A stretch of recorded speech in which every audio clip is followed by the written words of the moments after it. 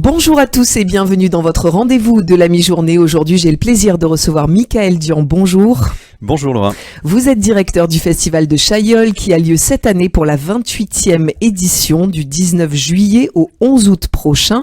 On va rappeler à nos auditeurs et nos auditrices de Radio JM en quoi consiste ce festival. Alors le festival de Chaillol, c'est en effet une longue histoire, c'est une célébration de la musique, on va dire, dans toutes ses formes, parce qu'on est vraiment sur les musiques d'aujourd'hui, musique de création, le jazz d'aujourd'hui, les musiques du monde, les oralités traditionnelles, la tradition populaire, et la musique classique et contemporaine. Et c'est une célébration aussi des paysages et des richesses des Hautes-Alpes, en fait. On est vraiment un festival itinérant qui faisons dialoguer la musique et les villes et villages des Hautes-Alpes. C'est un peu l'idée qu'on a eue il y a 28 ans maintenant et qui continue de se déployer avec beaucoup de bonheur. Et ça fonctionne, du coup, vous faites venir les gens jusque dans les Hautes-Alpes. Il y a beaucoup de gens qui viennent pour le festival de Chaillol, mais il y a beaucoup d'habitants qui se sont reconnus dans cette proposition. D'abord parce que c'est le festival, c'est la partie estivale de l'activité de l'espace culturel de Chaillol, qui est l'association qui porte cette activité. On est une équipe de 5 salariés. On est devenu en 2019 une scène conventionnée d'intérêt national. C'est une reconnaissance importante par le ministère de la Culture de tout ce qu'on a mené depuis toutes ces années. Et donc il y a une activité extrêmement importante tout au long de l'année avec les habitants et autour de cette idée d'une relation épanouie entre artistes et habitants. Donc c'est vrai que on cueille un peu le fruit mûr l'été de ce qui a été préparé, semé, entretenu pendant toute l'année. Comment vous choisissez les artistes qui se déplacent à ce festival ? Vous me disiez avant l'interview que ça se réfléchit des années avant. Oui, en fait, c'est une écoute de ce que les musiciens produisent, donc c'est beaucoup de conversations. C'est des artistes qu'on suit, d'autres qu'on découvre, dont on suit le travail, dont on essaie de comprendre la trajectoire. C'est pas une programmation de booking, comme on dirait, c'est-à-dire où on reçoit des propositions de tourneurs et on dit tiens ça me plaît pas, je prends pas. C'est pas du tout comme ça que moi je fabrique une programmation.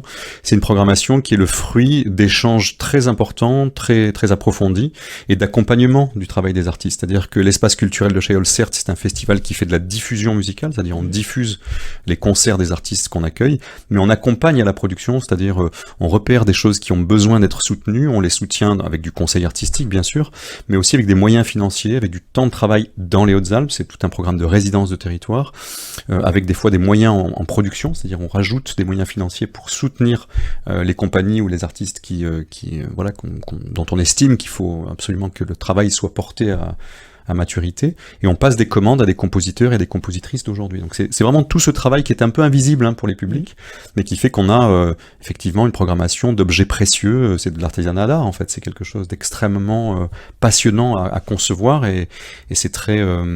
c'est un geste vivant en fait. Qui sont les artistes que vous avez conviés cette année ? Est-ce que vous pouvez nous en parler de quelques-uns ? Et peut-être que Amy va nous faire écouter aussi quelques extraits. Alors, je peux pas tout vous raconter la programmation parce qu'il faudrait une petite heure et demie pour le faire. On a presque un mois de festival avec une quinzaine de propositions qui sont données d'ailleurs plusieurs fois à chaque fois. Les artistes ne viennent pas qu'une seule fois pour un seul concert.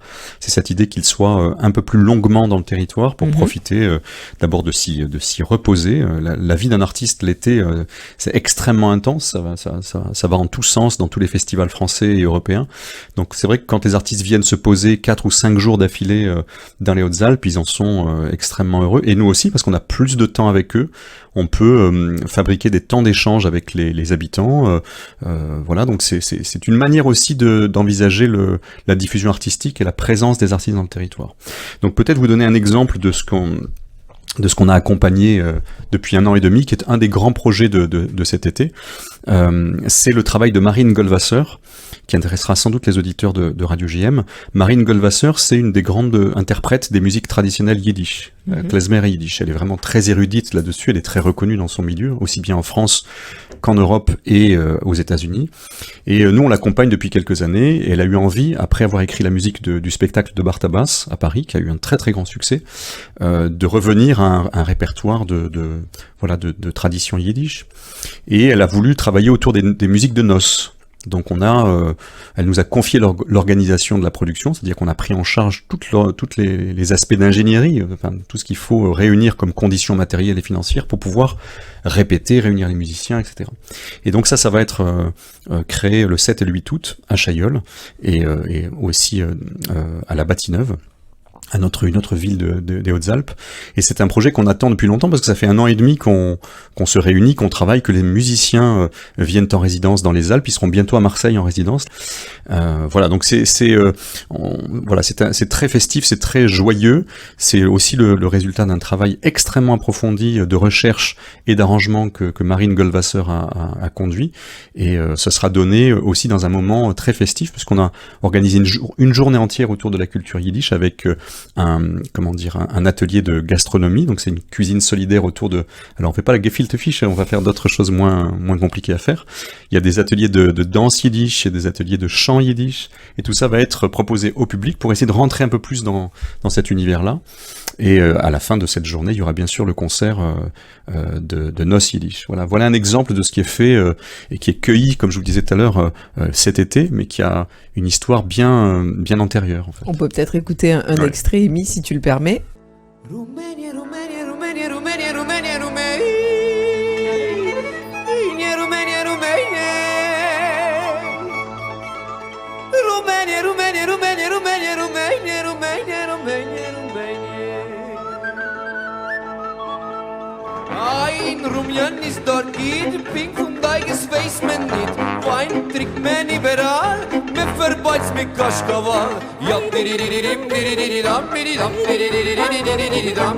Ay, dirididim, dirididididam, dirididim, diridididam. Oh!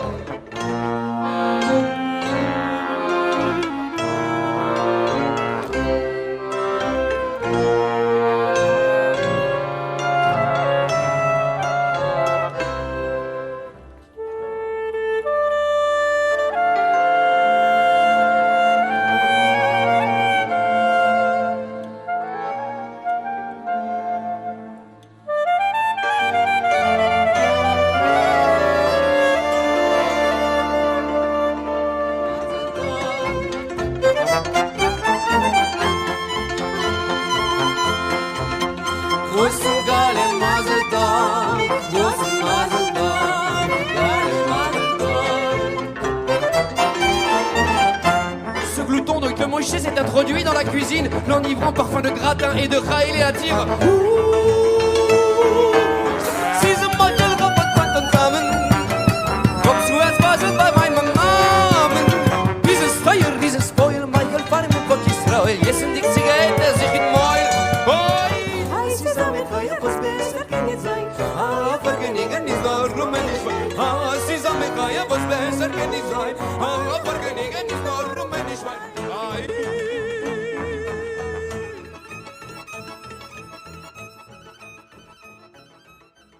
Alors le festival de Chailleul, ce n'est pas que des concerts, et vous l'avez un peu dit, c'est aussi des conversations entre artistes, des ateliers de pratique. Est-ce que vous pouvez nous en dire plus justement sur ces activités annexes ? Mais en fait, l'idée c'est que souvent les gens se disent moi je suis pas musicien, donc je vais écouter le concert et puis voilà, je suis un spectateur. On n'est jamais complètement passif quand on est un spectateur, hein. Il faut une contribution active pour que la chose soit savoureuse. Mais cette idée, on entend souvent les gens dire moi j'ai pas l'oreille musicienne, je peux pas, etc. Il y a une espèce de prudence, voire même on s'autorise pas à se considérer comme musicien. Et en fait, le geste musical, il est en chacun de nous. C'est comme la respiration. On n'apprend pas à respirer. On peut mieux respirer si on veut, mais on respire tous. Donc l'idée, c'était de dire aux gens, il y a peut-être des espaces qu'on peut inventer, dans lesquels vous n'allez pas devenir des artistes professionnels. C'est le résultat d'une vie de travail, évidemment. Mais vous pouvez entrer dans le geste musical de manière un peu simple, accompagné par des artistes qui, eux, savent transmettre, pour vous éprouver vous-même dans la fabrique d'un son, d'une ligne musicale, et c'est une manière aussi de permettre aux gens d'avoir une écoute parce qu'une fois qu'on a passé 3 jours, par exemple, à raison de 2 heures par jour, à chanter en groupe, pour essayer de trouver la justesse, pour essayer d'entendre l'autre voix, ou d'essayer de trouver un joli son, etc. On se rend compte de qu'est-ce que c'est que cet artisanat-là si précieux. Et quand on écoute ensuite un trio vocal, ou un quatuor à cordes, ou des musiciens, on se rend compte en fait de l'excellence du geste, de cette dimension extrêmement aboutie. Donc c'est une manière d'éveiller aussi l'écoute, que d'entrer soi-même dans une pratique, fût-elle juste de quelques heures pour essayer un geste. Donc il y a un aspect pédagogique autour de ce festival, évidemment. Oui, pédagogique et sensible en fait. C'est d'abord ça vous est accessible. Vous n'en deviendrez pas pour autant au bout de 2 heures un virtuose. Personne ne promet ça et les publics le comprennent parfaitement. Mais on a un peu flouté cette frontière entre ceux qui sont sur scène et qui produisent le geste et ceux qui sont dans la salle et qui ne font que le recevoir. C'est assez important de montrer que c'est des chemins de vie en fait.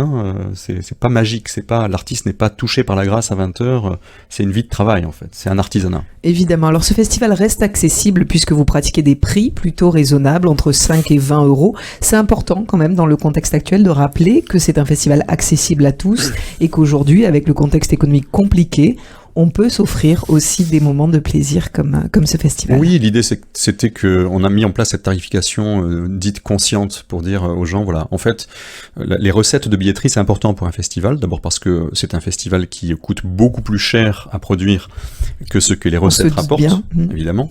On est évidemment très soutenu par la puissance publique d'une manière générale, par l'État, les collectivités, c'est très important. C'est un outil de service public de proximité en fait.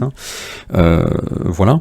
Mais on voulait aussi que les places ne soient pas à 35 ou 40 euros parce que là, on pense vraiment que certaines personnes ne pourraient pas accéder ou prendre le risque de venir découvrir. Il y a beaucoup de choses à découvrir dans ce festival. C'est pas une programmation de ce que vous entendez habituellement à la radio.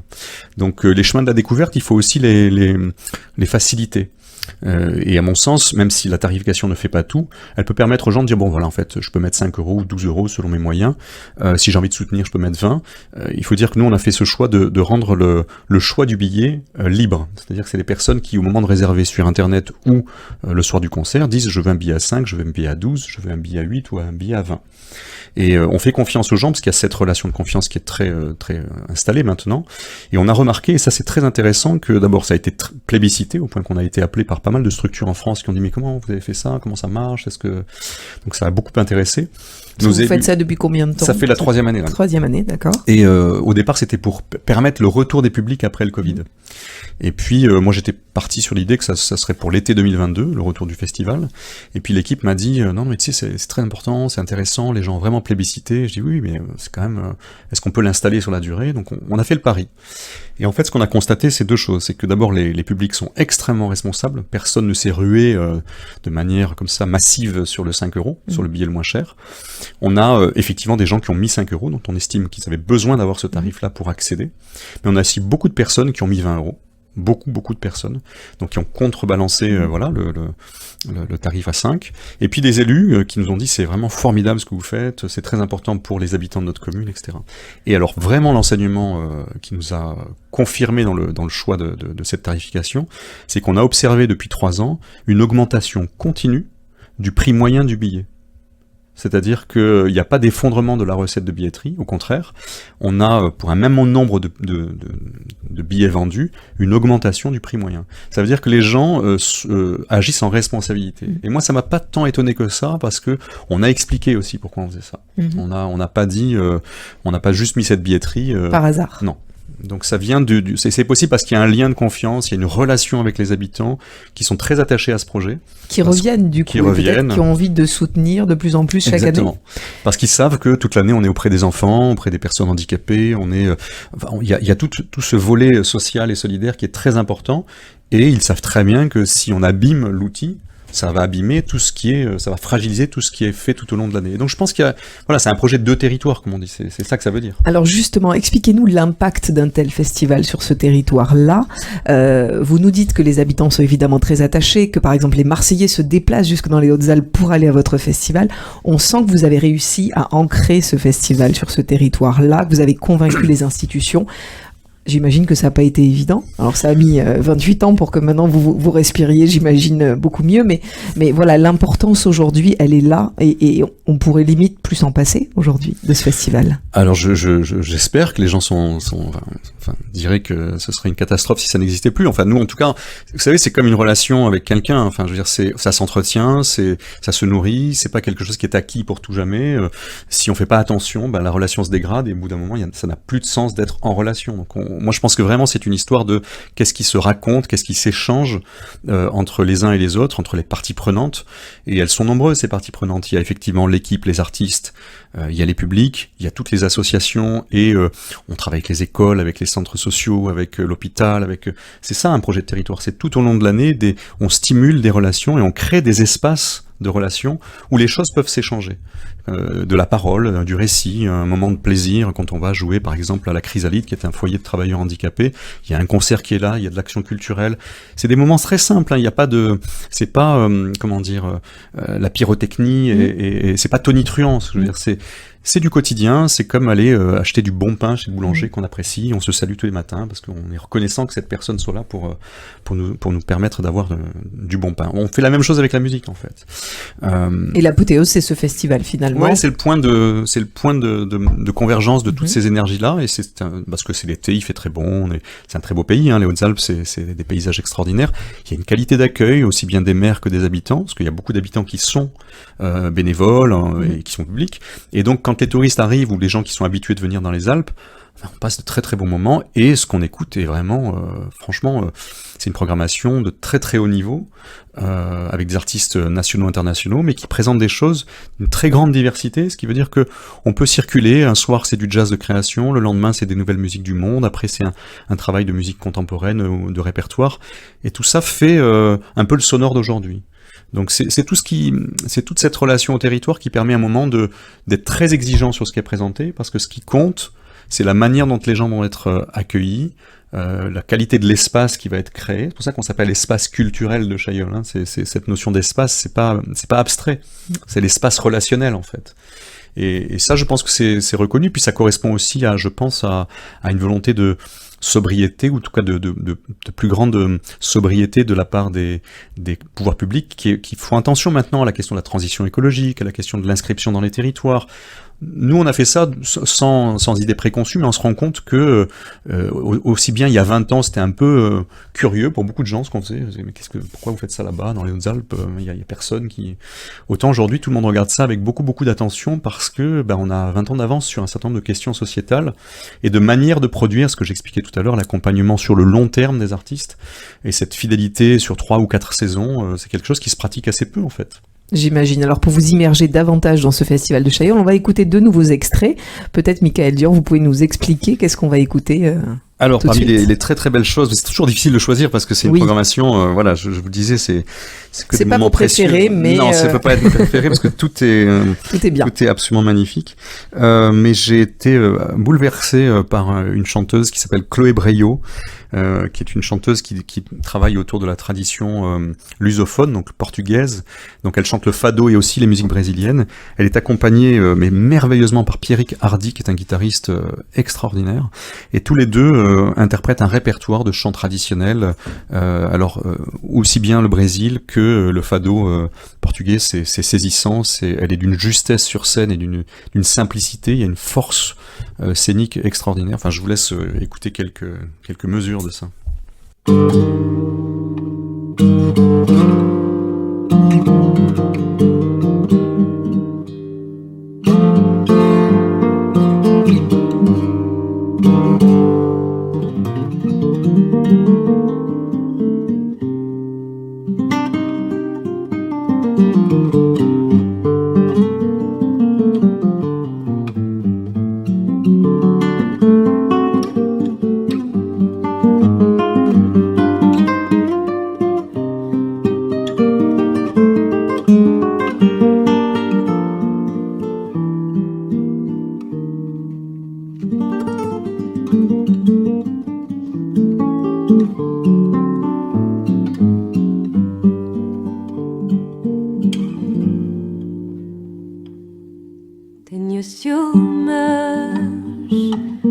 das verdes ondas do mar que teima a querer beijar teu corpo erguido às marés. Tenho ciúmes do vento que me atraiçoa, que vem beijar-te na proa e morre pelo convés. Et alors on va conclure cette interview, Michael Dian, par pourquoi pas le concert de clôture de ce festival? Oui, alors là aussi on est... c'est une histoire à raconter. Enfin, derrière chacun de ces projets, il y a, comme je le disais tout à l'heure, beaucoup de conversations avec les artistes, beaucoup de concerts que j'écoute où je suis leur travail, etc. Et en fait, ici, Éléonore Fourniot, qui va assurer la clôture du festival, est une artiste qu'on avait accueillie dans un trio vocal, polyphonie féminine, le trio Samaya, qui est un très très beau trio vocal. Et à l'intérieur de ce trio, Éléonore m'avait fasciné elle a une voix, une présence là aussi. Et on a beaucoup échangé. Elle m'a raconté son travail autour des musiques kurdes. C'est une des grandes voix françaises du Kurdistan. Elle est reconnue là-bas comme une des artistes majeures. Elle a vécu une 12aine d'années. Alors le Kurdistan, c'est très vaste. Hein. C'est l'Irak, l'Arménie. Enfin, il y a beaucoup de... C'est une ère culturelle en fait. Et donc elle s'est entourée de musiciens, elle a vécu là-bas, elle a collecté, elle a reçu l'enseignement de grands maîtres.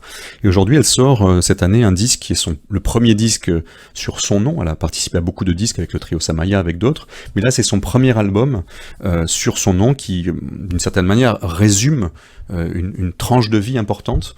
Et voilà, j'ai proposé qu'elle fasse la clôture parce que c'est une voix qui est saisissante, on sent qu'elle est traversée par quelque chose, elle est habitée vraiment, et je pense que personne ne restera insensible à la force expressive de cette personne. Écoutons-la donc.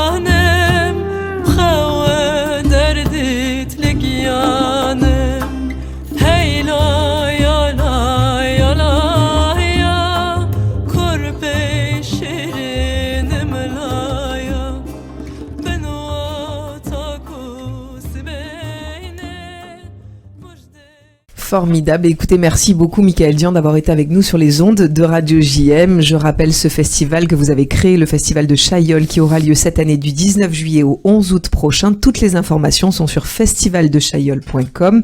Évidemment, vous pourrez réserver et obtenir toutes les informations nécessaires. Je rappelle que tous les concerts ont lieu dans des lieux complètement différents, hein, des châteaux, des musées, des églises, des cathédrales. On est sur de la diversité. Exactement, c'est vraiment toute la partie sud du département des Hautes-Alpes. Donc sur l'année, on a une 40aine de communes partenaires, une 20aine pour le festival de Chaillol. C'est vraiment un grand bonheur que d'être accueilli tous les soirs par une commune, un village, le maire qui en général organise un petit pot à la fin. Enfin, c'est très très sympathique. Très convivial. Et on est sur des petites jauges de 80 à 200 places. Donc la convivialité se double d'une très grande proximité, voire même d'une intimité avec les artistes, qu'on retrouve à la fin du concert, comme dans beaucoup de festivals d'été, où finalement on n'est pas dans des grandes salles, il n'y a pas des coulisses inaccessibles, l'artiste sort de l'église et on se retrouve tous ensemble autour d'un verre, et c'est très important. Merci beaucoup Michael Dian. Merci. À très bientôt, et puis toutes les informations, je le rappelle, sur festivaldechaillol.com. À très bientôt. À bientôt. Pour voir ou revoir cette interview, n'hésitez pas à aller sur notre site internet radiojm.fr, nos réseaux sociaux, Facebook, Instagram et notre application Radio JM. Très bel après-midi à tous.